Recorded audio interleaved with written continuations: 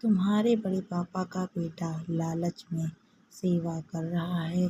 शिवानी रसोई का काम से फ्री होकर मम्मी जी के कमरे की तरफ जा रही थी।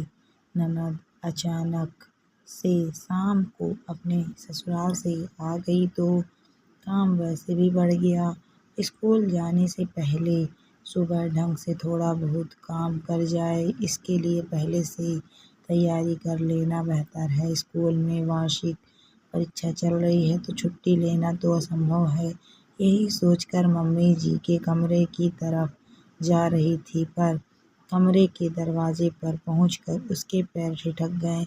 अंदर उसकी सास गीता जी, उसका पति मोहित, देवर अंश और ननद वनीता बैठकर बात कर रहे थे। बार बार शिवानी का नाम आ रहा था, इसीलिए शिवानी ने बात सुनना ही उचित समझा। भैया, मैंने सुना है कि भाभी के मायके में उनके पापा ने प्रॉपर्टी बेची है और उसका अच्छा खासा पैसा भी आया है। खुद उनके पापा मम्मी कितने अच्छे फ्लैट में रहने गए हैं, साथ ही अपने बड़े भाई के बेटे को भी रखा है, तो भाभी को भी तो पैसे मिले ही होंगे। वनीता की बात सुनकर मोहित बोला, अरे मुझे क्या पता, ना तो पापा जी ने कुछ बताया और ना ही शिवानी ने। दोनों बाप बेटे अंदर के अंदर ही सब कुछ कर लेते हैं, पर यहाँ दामाद की कोई इज्जत नहीं है।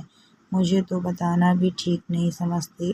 अरे भैया, तो पता करो ना, ऐसे थोड़ी ना काम चलेगा। आखिर कितने पैसे आए हैं पता होगा तभी तो अपना बजट बना पाएंगे। और इस बार मुझे बाइक लेनी ही लेनी है, चाहे कुछ भी हो जाए, अंश ने जिद करते हुए कहा। तो वनीता कहाँ पीछे रहती, वह भी अपनी फरमाइश करते हुए बोली, हाँ भैया, पता कर ही लो।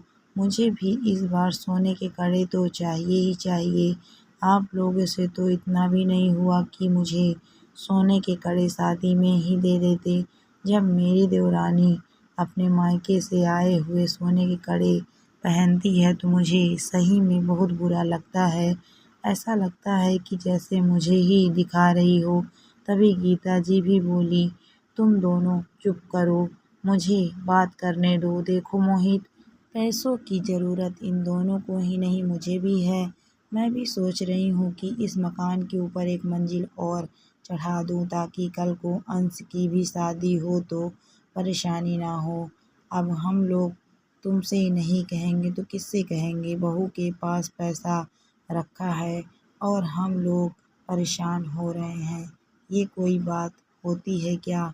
उल्टा जब पैसा हमारे पास हो तो हमें तो हमारे स्टैंडर्ड बढ़ाना चाहिए। तुम अपने ससुर जी से पूछोगे तो अच्छा नहीं लगेगा, पर तुम शिवानी से तो बात कर ही सकते हो ना कि आखिर प्रॉपर्टी को बेचने पर कितना नफ़ा हुआ है। आखिर वो अपने माता पिता की इकलौती बेटी है। आज नहीं तो कल सब कुछ तुम्हारा ही तो होना है। उनकी प्रॉपर्टी पर तुम्हारा भी पूरा अधिकार है। मुझे तो यकीन नहीं होता कि शिवानी ने तुम्हें अभी तक कुछ नहीं बताया, और शिवानी के ताऊ जी की बेटे को क्यों रखा है। मोहित, संभल जा, नहीं तो मालूम पड़े तेरा हिस्सा वो तेरा साला ले उड़े। थोड़ी देर की खामोशी के बाद मोहित बोला, ठीक है माँ, मैं शिवानी से बात करता हूँ। मैं भी सोच रहा हूँ कि ये नौकरी वोकरी छोड़कर खुद का बिजनेस ही शुरू कर लूँ। कब तक लोगों की ही हुजूरी करता रहूँगा। अब ज़रा बात करता हूँ कि कितने पैसे आए हैं, ताकि आगे की प्लानिंग कर सकूँ। शिवानी ने उसके आगे कुछ नहीं सुना। वो उल्टे पैर वापस अपने कमरे में आ गई। उन लोगों की बातें याद कर उसका सिर दर्द से फटा जा रहा था। कितने लालची हैं ये लोग, जब देखो बहाना बनाकर उसके मायके से पैसे निकालने के लिए मुंह खोले बैठे रहते हैं, जैसे ये लोग कमा कर उसके मायके रख कर आए हैं। जबकि उसके मायके वालों को जब उसकी ज़रूरत होती है तो ये लोग साथ भी नहीं खड़े होते। पिछले साल शिवानी की शादी में भी पापा ने अपनी एफडी तुड़वा कर इन लोगों को कर्जा दिया था, जिसे तो ये लोग डकार गए। एक बार भी नहीं पूछा कि पापा जी आपको पैसों की ज़रूरत है या नहीं, लौटाने हैं या नहीं। यही नहीं, अभी जब 2 महीने पहले पापा को हार्ट अटैक आया था तब तो इनमें से कोई सेवा करने नहीं गया था। उसकी माँ की तो हिम्मत टूट चुकी थी। शिवानी ही दौड़ भाग कर रही थी। बस उसके साथ उसके ताऊ जी का बेटा उदय ही खड़ा था। उसके मायके वाले भी मध्यम वर्गीय परिवार के लोग हैं और प्रॉपर्टी के नाम पर उनके पास सिर्फ उनका मकान जिसमें वो रहते हैं। उस समय तो शिवानी और उदय ने उधार लेकर पापा का इलाज कराया था, लेकिन पापा के इलाज होने के बाद पैसों को चुकाने के लिए अभी भी कुछ दिन पहले उन्होंने अपना मकान बेच दिया और बचे हुए पैसों में खुद के लिए फ्लैट लेकर उसमें रहने लगे। अब उसी बेचे हुए मकान के पैसे इन लोगों को नज़र आ रहे थे। खैर थोड़ी देर बाद अचानक गीता जी की आवाज़ आई, बहू जरा कमरे में आना। तो गीता जी के कमरे में गई तो गीता जी की जगह मोहित ने कहा, शिवानी मैंने सुना है कि तुम्हारे पापा ने अपना मकान बेच दिया है और वो फ्लैट लेकर रह रहे हैं, साथ ही उदय को भी अपने पास रख रखा है। हाँ, अभी कुछ दिन पहले ही बेचा है। आखिर कर्जा चुकाना था उनका। कौन सा बेटा बैठा हुआ है जो उनके कर्ज चुकाएगा या उनकी बीमारी का इलाज करवाएगा। और रही बात उदय की, तो अभी पापा को अकेला नहीं छोड़ा जा सकता है। हाँ वो तो ठीक है, लेकिन कितने में बेचा? आखिर मैं दामाद हूँ, इतना हक तो मेरा भी बनता है कि मैं भी जानूं कि पापा जी प्रॉपर्टी बेच रहे हैं या कहीं फ्लैट ले रहे हैं, उनके पास कुछ बचा है या नहीं। अरे हाँ, आप तो दामाद हैं, आपका तो हक है सब कुछ जानने का।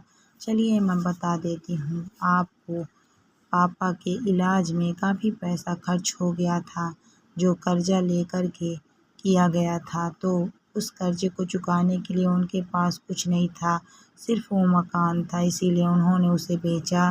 पहले कर्जा चुकाया, बाद में खुद के रहने के लिए बंदोबस्त भी करना था, इसीलिए फ्लैट ले लिया। थोड़े बहुत पैसे बचे हैं जो मैंने उन्हीं के नाम से बैंक में डिपॉजिट कर दिए हैं। तुम्हें कुछ नहीं दिया। मैंने तो सुना है काफ़ी नफ़ा हुआ था। तुम तो बेटी हो ना उनकी, गीता जी ने बीच में ही कहा। अब क्या कर सकते हैं मम्मी जी, पैसे लेने का हक ही थोड़ी ना रखती है बेटियां, जिम्मेदारी भी कोई चीज़ होती है। अब जब जिम्मेदारी उदय निभा रहा है तो मैंने सोचा पैसे भी उसी को मिलने चाहिए, इसीलिए मैंने हक छोड़ दिया और पापा को कह दिया कि जो आपकी जिम्मेदारी निभाए ये फ्लैट भी उसी के नाम कर देना। कहकर वो अपने कमरे में जाने लगी तो मोहित ने कहा, अरे तुम ऐसा कैसे कर सकती हो? तुम्हें पता भी है वो उदय तुम्हारे बड़े पापा का बेटा लालच में तुम्हारे माँ पापा की सेवा कर रहा है। लालच में ही सही, कम से कम मेरे माँ और पापा की सेवा तो कर रहा है। मुझे मेरे माँ पापा से कुछ नहीं चाहिए क्योंकि मैं अपने दम पर कमाने का साहस रखती हूँ। कहकर शिवानी अपने कमरे में चली गई और पीछे रह गए घर के बाकी सदस्य अपने टूटे हुए अरमानों के साथ।